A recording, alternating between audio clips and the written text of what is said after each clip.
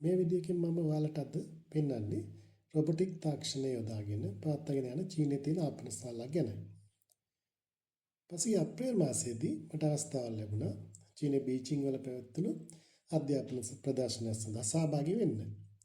ඉතින් මගේ සංචාරය අතරතුර විවිධ චීන ආහාරවල රස බලන්නත් හොඳ අවස්ථාවක් ලැබුණා. චීන සම්ප්‍රදායට අනුව ඇති ආපනශාලා වගේම තාක්ෂණය යොදාගෙන ඉතා නවීන පන්නයට පවත්වාගෙන යන ආපනශාලාත් චීනයේ බහුලව දක්නට ලැබෙනවා. අපි දන්නා අද වන විට ලෝකයේ දෙවන විශාලතම ජනගහනය ඇති රට වෙන්නේ චීනයයි. ලංකාවේ නම් බොහෝ අය හිතන්නේ තාක්ෂණය ගෙනාම රටේ මිනිස්සුන්ට රැකියාව හිමි වෙයි කියලා. ඒ චීනයේ පාලකයෝ නම් මෙහෙම හිතන්නේ නැහැ. ඒකයි රටවල් දෙකේ වෙනස. ඉතින් අද වන විට චීනයේ හෝටල් සහ ආපනශාලා ශ්‍රේෂ්ඨයේ AI සහ රොබොටික් තාක්ෂණය යොදාගෙන තමන්ගේ පාරිභෝගිකයන් සඳහා ඉතා වේගවත් සහ කාර්යක්ෂම සේවයක් සැපයීමට කළමනාකරුවන් උනන්දු වෙලා තියෙනවා. මම එක දවසක් මගේ කණ්ඩායමත් එක්ක ඔබ මේ දකින ආපනශාලාවට ගියේ දිවාහාරය ගන්න. මේ තරමක් විශාල ආපනශාලාවක් වුණත් සේවකින් දෙදෙනෙක් පමණයි ආපනශාලාවේ සේවය කළේ.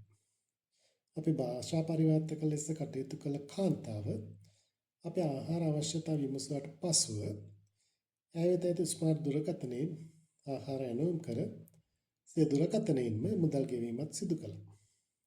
විනාඩි 5ක පමණ කාලයක් ගත වුණාට පස්සේ රොබෝ යන්ත්‍රයක් මගින් අප ඇනවුම් කළ ආහාර අප අසලටම පැමිණියා. ඒ විතරක් නෙවෙයි. ආපනශාලාවේ සෑම මේසයක් මතම පාරිභෝගිකයෙක් සඳහා ඉන්ඩක්ෂන් කුකර් එකක් සවි කරලා තිබුණා.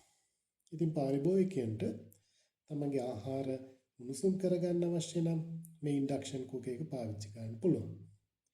ආහාර රත් කර ගැනීමටත් වඩා මේ ඉන්ඩක්ෂන් කුකර් එක තියෙන්නේ සමහර පිසීමෙන් තොර ආහාර ලබා දෙන විට ඒවා පාරිභෝගිකයන්ටම විසගෙන අනුභව කිරීමට.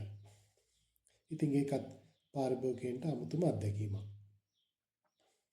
ලංකාව මේ තත්ත්වයට එන්න තව අවුරුදු කීයක් ගත වේද කියලා කල්පනා කරන ගමන් මම මේ ආපනශාලාවෙන් පිට වුණා. මෙවැනිම තවත් වෙළඳ ලෝකයේ සිදුවන අලුත් දේවල් ගැන වීඩියෝ එකකින් හමු වෙනතුරු ඔබෙන් සමුගන්නවා. මෙවැනි වීඩියෝ දිගටම බලන්න ඔබත් ආස නම් මගේ BIS News in 3 minutes channel එකට like කරන්න, subscribe කරන්න.